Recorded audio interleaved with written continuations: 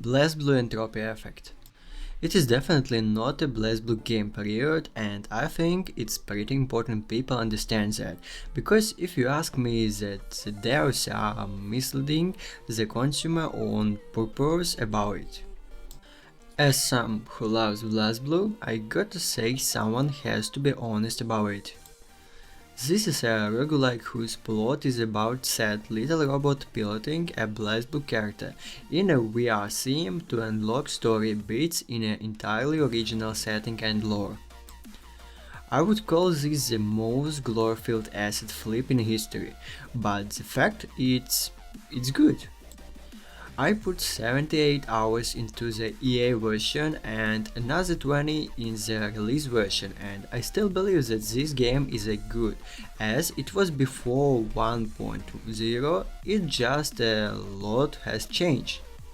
EA players need to relearn the systems, and the devs need time to tweak some numbers here in what is effectively a brand new cycle, which they have done before in prior cycles after a major patch, and already have done for this one via multiple hotfixes in the couple days after release.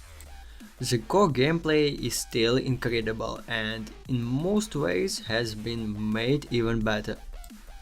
The high amount of potential per run does make it harder to get the ones you want, but it also made some characters much more fun to play and allows you to build more fun moveset for your character than before. The change to inputs. The change to inputs and the lower reluctance to take triple jump dash also contribute to this and make combat flow a lot better.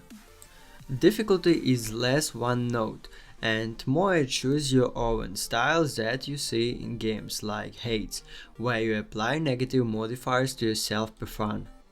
That said, the game can be pretty brutal and a baseline before you unlock to the level and your permanent upgrades. This was significantly harder on release, but the aforementioned hotfixes have made this process much easier, not only by adding a bunch more buffs to slot in, but also making app easier to gain, letting you buy specific mine crystals instead of rolling for a random one, and decreasing their materials cost in the app shop.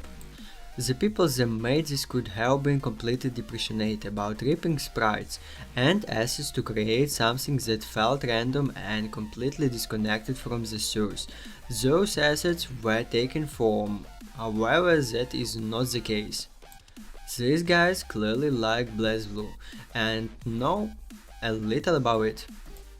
If you are like me and feel an attachment to BlazBlue, then rest assured that the design of gameplay is curious of the character's origin. For example, Ragnar does drain life with his attacks, Hakuman can chain special moves together, and Lambda does still moves from Nu. The combat is fluid, not without flaws, but it feels good to play. The roguelike elements tied to elemental effects and the like are boring to say. And frankly the game would be better without them. But the other half of upgrades are unlocking more of the character's actual moveset. And this is where the fun is. Similar to a game like Vampire Survivors, when you can move X and Y, they will synchronize and also unlock move Z for you. For example, unlocking Ragnar's Inferno Divided, plus the follow-ups and Hell's Fang, and Nightmare Edge will also add the Inferno Driver follow-ups to your moveset. There are a lot of these combinations one offer here, more than you're accepting, I promise you. The devil also invited a ton on their own moves for the characters, with clever and good looking use for a strike working. And this is a great in context. Some of it is not faithful to the character's origin. But again, in context for a 2D PvE game, it's all good stuff and feels enough good. Props to the devs for including accurate names of moves with what I had called 90% accuracy, their references are mostly on point. Again, they could have done a lot of worse at this if they didn't actually care. I believe that they do. Music and aesthetics are where I don't think they cared at all make a BlazBlue game. None of it is bad, but it is just straight up not BlazBlue, and frankly as a fan it's little offensive. Lo-fi electronic beats is most not BlazBlue thing you could put in your game that has BlazBlue in the little title.